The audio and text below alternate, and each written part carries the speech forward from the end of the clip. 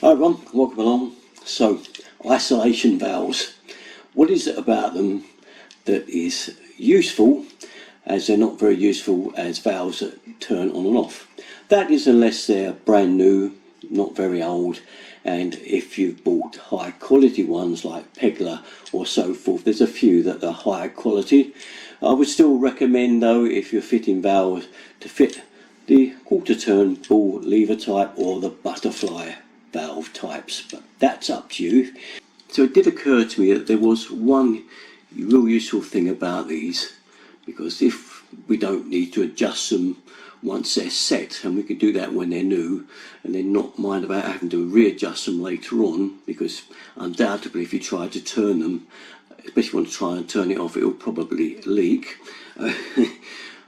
We could use these as flow rate adjusters. Now that sounds a bit of a mouthful. A lot of people say, oh, it's to turn the pressure down. It's not really pressure, that stays the same, but the flow rate out of a tap. Now, for instance, if you've got a tap that's really fast on a wash basin, you open a tap and it whooshes out on the mains and floods all over you, that's where these could come in actually handy. So if you've got the screwdriver type, like on this Flexi, you can actually turn this valve round so it slows the water down. So you can open the tap and turn this valve until the flow rate is exactly where you want it, not too fast, so that it comes over the basin. I mean, how many times I've been caught out, I tell you. I've fitted a wash basin or taps for someone in a wash basin, gone down and turned the water on and left the tap open. And the time I got up to the bathroom, it's pretty much flooded. The tap's come full bore on with high pressure, hit the side of the basin and all over the floor, over everything. But if you want to turn that down, then this is where this comes in. One example then of different flow rate pressures. This is the combi, and that's the cold mains. And you can see the difference there. Now, a typical example of the way the flow rate can be reduced. It's not reduced in this one, so I'm going to turn the hot on. That's not too bad, because the combi's a little bit slower. If I turn the cold on, straight over the side, well, it's my slipper. And that's because the flow rate is not reduced enough. So I have actually got a valve on this one that I can slow it down with, but I just wanted to open it up and show you what actually happens. A lot of people say, well, why can't we just turn down the main stopcock? Well, you could, but if you turn that down, you turn off the whole house down to a reduced flow rate. So what's happening there is, if the roof tank ballcock, for instance, is hardly getting any water up there, and you're running, say, a power shower where the cold feed might be off the roof tank and the hot obviously is off a hot water cylinder, well, those things pump so fast, you could actually, after a 5-10 minute shower, empty the roof tank, and what have you got then? The dreaded airlock. Also, if you was running a bath and the cold was running at the same time, you could find, that's if you could afford a bath, by the way, I doubt many can, you would find then that once again you could drain the roof tank, and once the air's gotten in a pipe, it can be a terrible job, isn't it? I've got loads on airlocks, loads of videos where it's all happened to everybody. So the main stopcock isn't really the answer, turning that down. It's best to leave that up. And if we fit these isolation valves, or I know I do prefer the other one, but these are dirt cheap, I know. You can leave it set on each tap, so the kitchen tap, the cold one's usually faster than the hot one.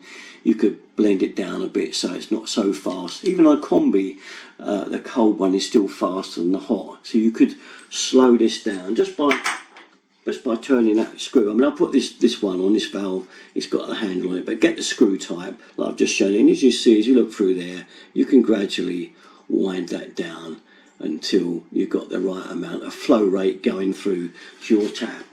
So that means it's got a good use after all. Now, I've even used one of these a little while back on someone who had a water hammer. Every time they opened a tap upstairs, it turned out to be on the wash basin, it banged.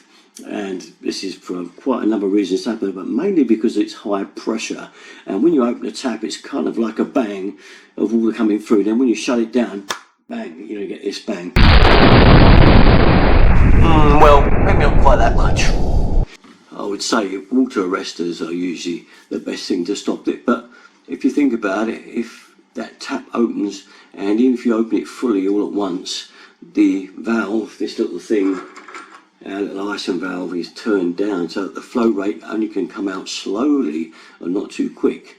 Then when you shut the tap off as well, you shouldn't get the bang, hopefully. But it doesn't work in all instances, but it's worth a try if you've got one of these on there and you're not too worried about giving it a turn. If it's an old one, I suggest not probably touch it.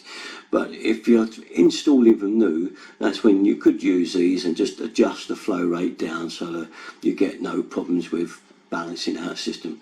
Especially if you've got cold mains up in the bathroom and your hot is an F&E system and it's being fed from a roof tank. It means the pressure on the hot is really slow, the mains is really fast. So what's best to do? Well, if you've got one of these fitted, you can slow that down so they equal out a little bit more when you open the taps. You don't get the cold one going whoosh and going everywhere. Okay, we've all had that. So I did remember then that there was one only good reason for these, but please do bear in mind if you want to adjust it after a year or two, especially if you live in a hard water area, they will be calciumed up and you'll probably get a leak.